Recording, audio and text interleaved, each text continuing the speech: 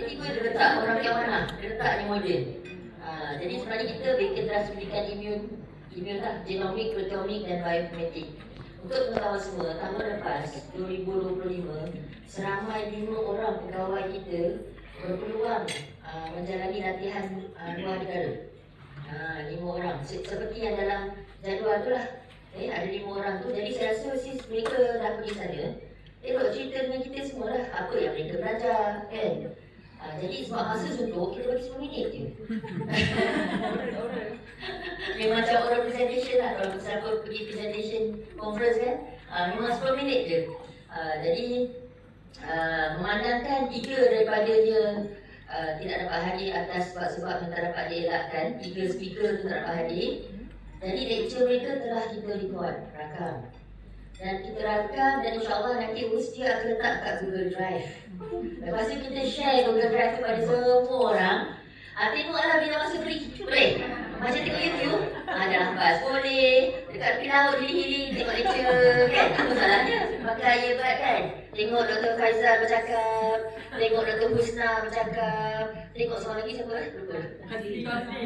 Dr. Hazli bercakap, Dr. Hazli belajar dekat Singapura, Dr. Faizal belajar dekat Sepingan, Jerman Jerman Siti Fatimah. Saya lupa dah kabar. Tak ingat mana dan seorang Husna dekat Thailand. Jadi hari ni yang betul-betul dengan lecture 2 orang. Salawati belajar kat Australia, Salawati kat Australia. Dr. Siti Fatimah dekat Germany kan. Germany. Jadi kita betul lah mereka hadir fizikal hari ni, kita dengar lah. Lepas habis je ceramah daripada speaker kita 2 orang ni, kita sambung dengan kalau nak makan boleh, habiskan karipap, habiskan mie goreng, habiskan apa-apa. Kita santai.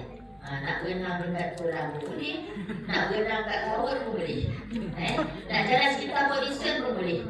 Nanti pukul 8 malam kumpul dekat pool. Kita punya dinner dekat tepi kolam renang. Agak-agak kenyang terus.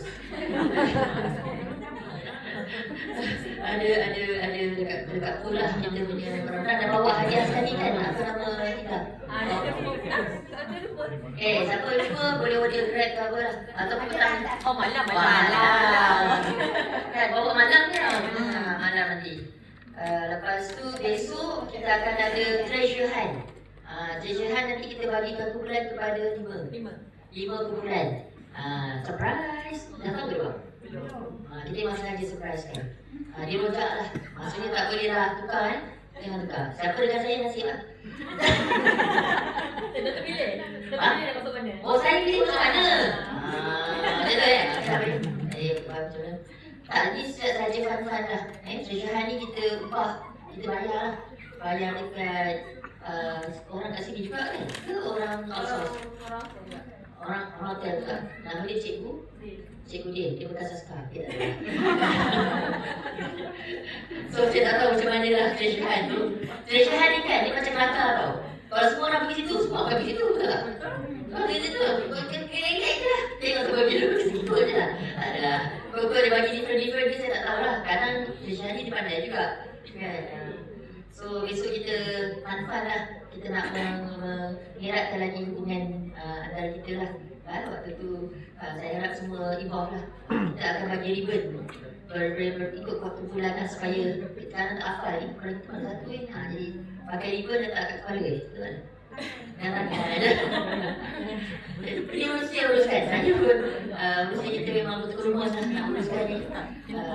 Hasil daripada tim pejabat ketua dia Pak Rosina. Lepas tu anak buah dia Dayu, Ida, Lisa. Oh tu orang tengah berjalan. Mana Lisa? Alah dengan anak kecil dia dah siap je kan. Okey. Dengan tu je kan?